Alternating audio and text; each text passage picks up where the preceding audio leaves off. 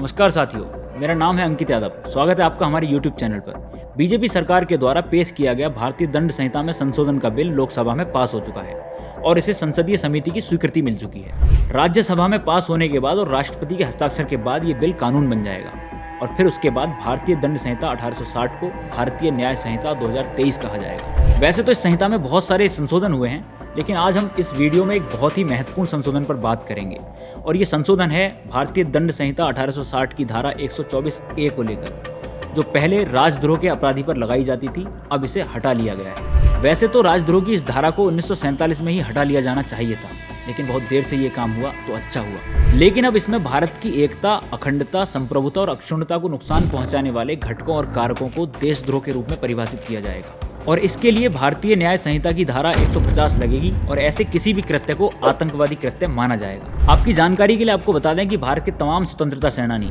जिनमें भगत सिंह, सुखदेव, राजगुरु जैसे तमाम क्रांतिकारी शामिल हैं, उन्हें आज तक भारत सरकार ने आधिकारिक तौर पर शहीद का दर्जा नहीं दिया है, क्योंकि इन सब के ऊपर राजद्रोह करने का आरोप था। मतलब कि इन सबको ब्रिटिश गवर्नमेंट से द्रोह करने का दोषी पाया गया था। लेकिन जब देश के ऊपर विदेशी शासन होता है तो राजद्रोह करना सबसे बड़ी देशभक्ति माना जाता है। देर से ही सही, लेकिन राजद्रोह की धारा खत्म हुई और इसके साथ ही यह सवाल खड़ा हुआ है कि क्या सरकार अब भगत सिंह जैसे तमाम शहीदों को आधिकारिक तौर पर शहीद का दर्जा देगी? और इसका जवाब है, सरकार उन्हें शहीद का दर्जा नहीं देगी, क्योंकि बहुत से लोग ऐसी संभावना का जिक्र करते आए हैं कि ट्रांसफर ऑफ पावर एग्रीमेंट में यह शर्त थी कि जो भी लोग अंग्रेजों के खिलाफ सशस्त्र विद्रोह कर रहे थे, उन्हें भारत की सरकार कभी भी आधिकारिक तौर पर शहीद का दर्जा नहीं देगी और भारत पर हमेशा ब्रिटेन के राजा या रानी का शासन कायम रहेगा। और इसलिए 60 साल से अधिक देश पर शासन करने वाली कांग्रेस तो इन शहीदों का सम्मान नहीं कर पाई, बल्कि भारतीय जनता पार्टी, जो खुद को राष्ट्रवादी पार्टी कहती है, वो भी आज तक इतनी हिम्मत नहीं जुटा पाई कि ब्रिटिश समझौते के विरुद्ध जाकर भगत सिंह जैसे मां भारती के सच्चे अमर बलिदानी को शहीद का दर्जा दे। और ऐसा ना करने से बीजेपी के फर्जी राष्ट्रवाद की पोल खुल गई है।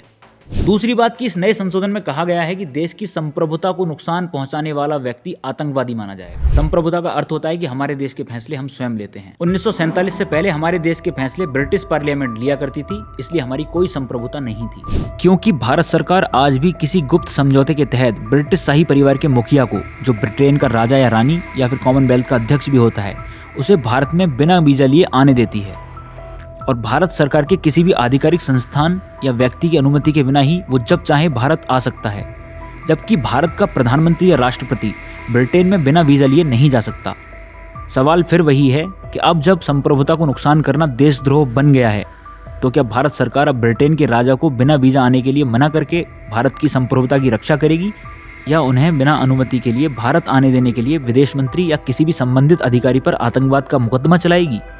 तो इसका जवाब भी है, नहीं चलाएगी, क्योंकि आज भी भारत की सरकारें हमारे देश के ऊपर अत्याचार करने वालों के वंशज ब्रिटेन के राजा के सामने नतमस्तक होकर उसकी औपनिवेशिकता को स्वीकार किए हुए हैं। दूसरा, कुछ मसलों में देखा गया है कि महामारी के दौरान WHO के निर्देशों पर भारत देश में लॉकडाउन कर दिया गया, जबकि इसके लिए भारत के संविधान में कोई प्रावधान नहीं था। तो फिर ये कैसे माना जाए कि भारत सरकार अपने फैसले स्वतंत्र रूप से लेकर अपनी संप्रभुता की रक्षा करती है? निश्चित ही भारत ने WHO या किसी बाहरी दबाव के चलते इस देश की संप्रभुता के विरुद्ध जाकर इस देश में लॉकडाउन किया था, वरना मोदी सरकार पहले लॉकडाउन लगाने का कानून बनाती और उसके बाद लॉकडाउन लगाती। अब बात भारत की अखंडता की कर लेते हैं।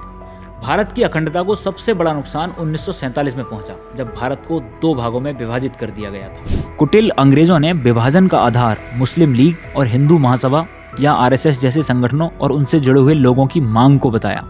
ऐसे संगठन जो अपने मतों का प्रचार करने के नाम पर खड़े हुए और अंत में भारत की अखंडता के सबसे बड़े शत्रु बन गए। तो क्या आज जो लोग ऐसे मतों के प्रचार के लिए उन संगठनों को चला रहे हैं, तो अब उन्हें प्रतिबंधित करके भविष्य में भारत की अखंडता को पहुंचने वाली नुकसान की संभावना को खत्म किया जाएगा? क्या ऐसे संगठनों पर भी आतंकवाद का टैग लगाकर उन्हें प्रतिबंधित नहीं किया जाएगा? तो इसका भी जवाब है कि ऐसे संगठनों पर भी आतंकवाद का टैग लगाकर उन्हें प्रतिबंधित नहीं किया जाएगा, क्योंकि हर क्षण अखंडता पर तलवार टांग कर ही तो इन राजनेताओं की राजनीति चलती है। तो इस कानून के भी प्रयोग में पक्षपात निहित रहेगा, क्योंकि इससे देश के बाहरी शत्रुओं को तो संभवतः सजा दी जा सकेगी और इस देश में हिंदू मुस्लिम अलगाव के नफरती और देशद्रोही मतों का प्रसार करने वाले बच जाएंगे और उन पर आतंकवाद का केस नहीं लगेगा।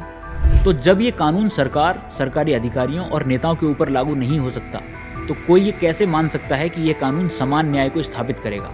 बाकी आप सब विचार करने के लिए स्वतंत्र हैं। यदि आप भी भारत के खिलाफ चल रहे राजनीतिक, सामाजिक और आर्थिक षड्यंत्रों को ठीक से समझना चाहते हैं तो आपको बैंकों का मायाजाल किताब पढ़ना बहुत जरूरी है। बैंकों का मायाजाल किताब पढ़ने के लिए ऊपर दिए गए नंबर पर संपर्क करें और हमारे संगठन से जुड़ने के लिए ऊपर दिए गए नंबर पर ही व्हाट्सएप करें।